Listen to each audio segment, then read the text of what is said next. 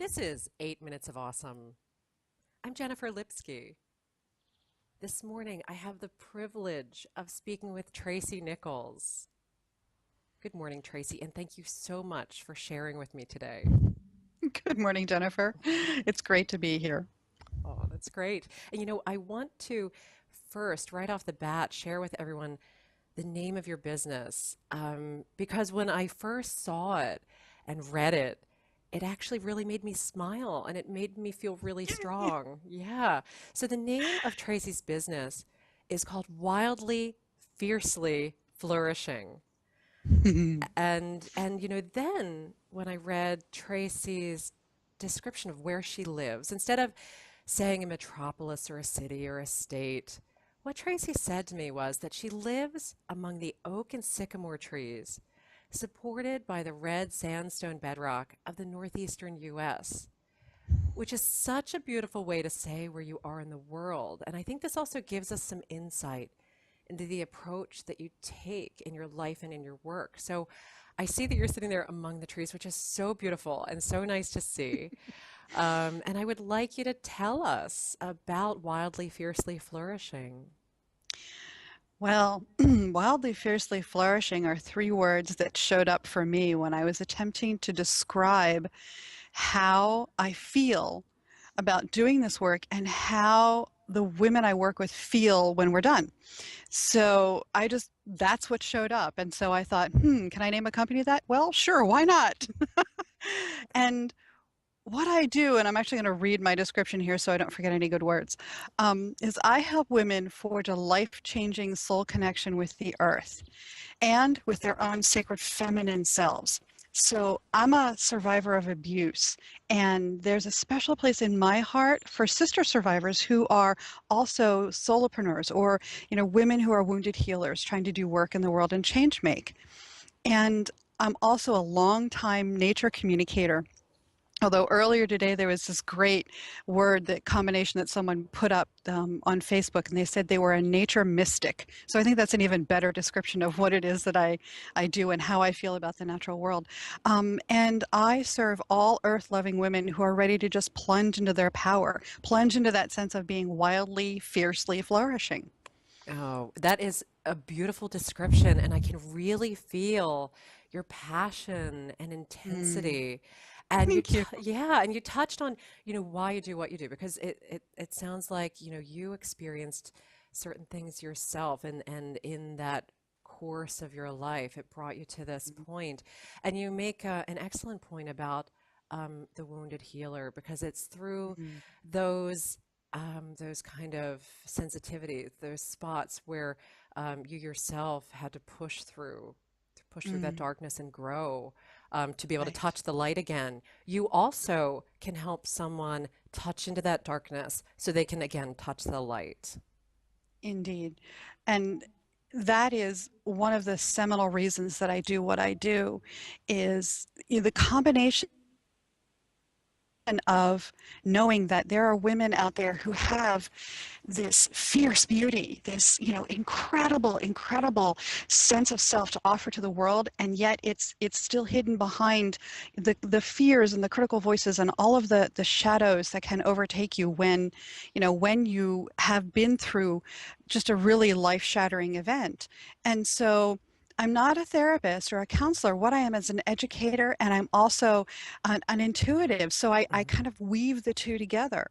And the whole purpose being to have women come into their full, unmasked, absolutely radiant voices so that we can do compassionate truth speaking because the world so needs it.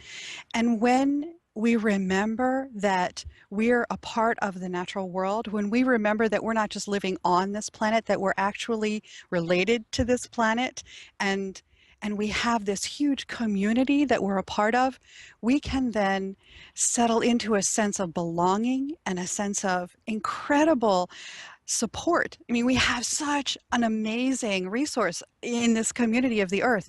And the flip side of that is we also then begin change how we relate to the planet. So we understand that we're in relationships. So we're as kind to the earth as we are to other loved ones. And that benefits the planet and it also benefits us. So it's this this sort of big package of things that all had great meaning for me and that all wove themselves together into this really amazing, incredible life that I get to live. Right. I know. It sounds like it's kind of woven into this tapestry. So you help women, you empower them to kind of Mm, drop those veils that, particularly with being an abuse survivor, there's a lot of shame and guilt that mm, really needs to be, let go.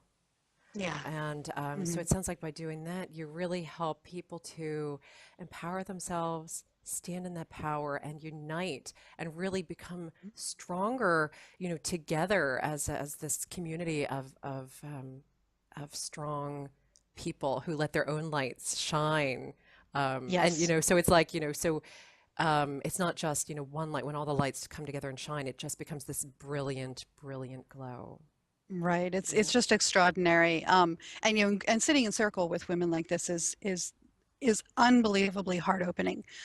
Your soul just stretches because you can't help but do that when you're in the presence of that much courage and strength and willingness.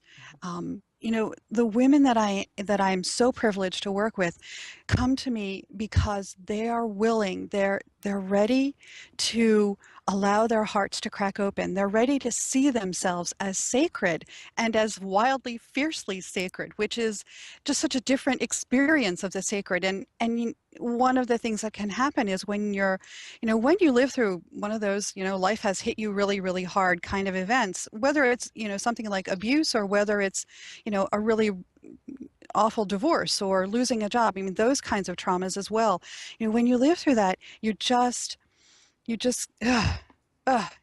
Yeah. all falls apart. Yeah, yeah, And if absolutely. you're right, Yeah. and if you understand that you're part of this incredible community, and you can sit down on the earth, or you can put your back up against a tree, or you can put yourself in the middle of a stream or in the ocean and know that you are held, you're loved, and you have tremendous support and inner connection, then everything gets easier.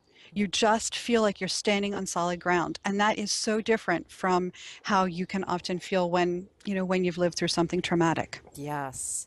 Yes. And when you were speaking, what I was hearing was that vulnerability. These people are Mm, stepping, coming forward and allowing themselves to, really be, really be their authentic selves. Allow that vulnerability hmm. to exist and to embrace Yes. it, Hmm. and to really grow from that spot.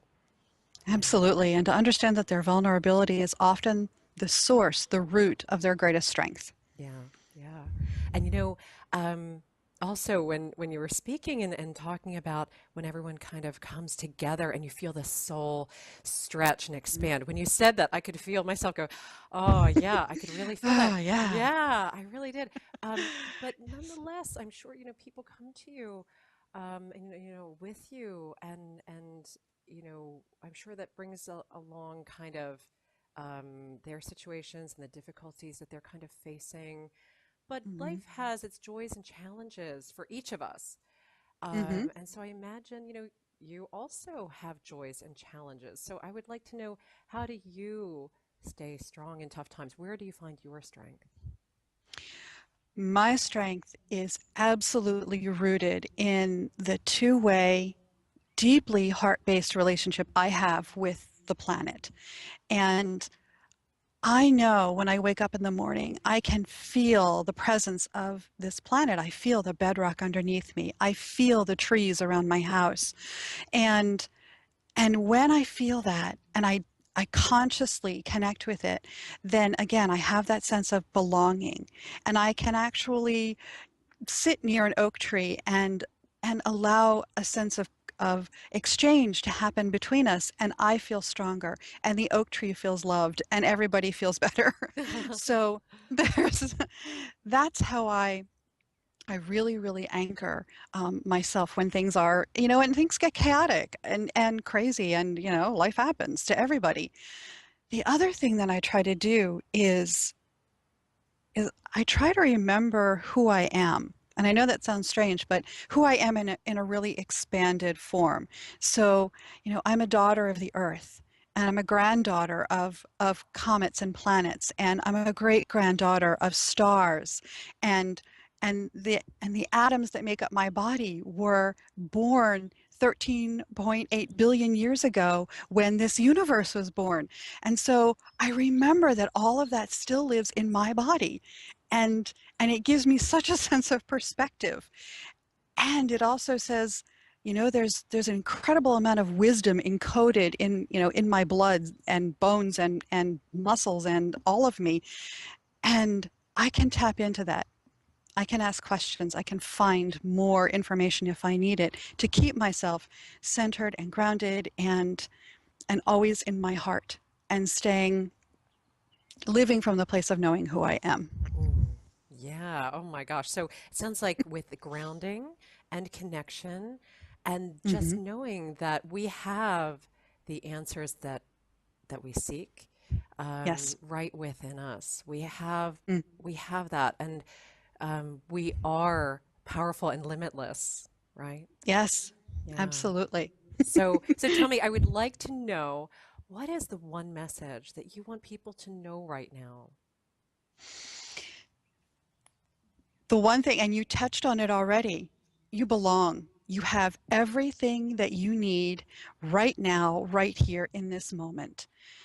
And it's less about needing to find anything, go out and find other things, and more about relearning your own vocabulary and relearning the vocabulary of the world, the natural world, so that you can hear all of the assistance that's there. You can tap into your own wisdom. You can hear your own sacred feminine voice. Beautiful, beautiful message. Thank you so much. And for anyone who would Thank you. like to follow up with Tracie, learn more about her, and connect with her, you can do that at her website, which is tracienichols.com. She's also available on Facebook at Wildly, Fiercely Flourishing, and on Twitter, Tracie T. Nichols, and Pinterest, Tracie TN. And Tracie Nichols, thank you so much for sharing this time with me. Jennifer, thank you so much. It's been such an honor.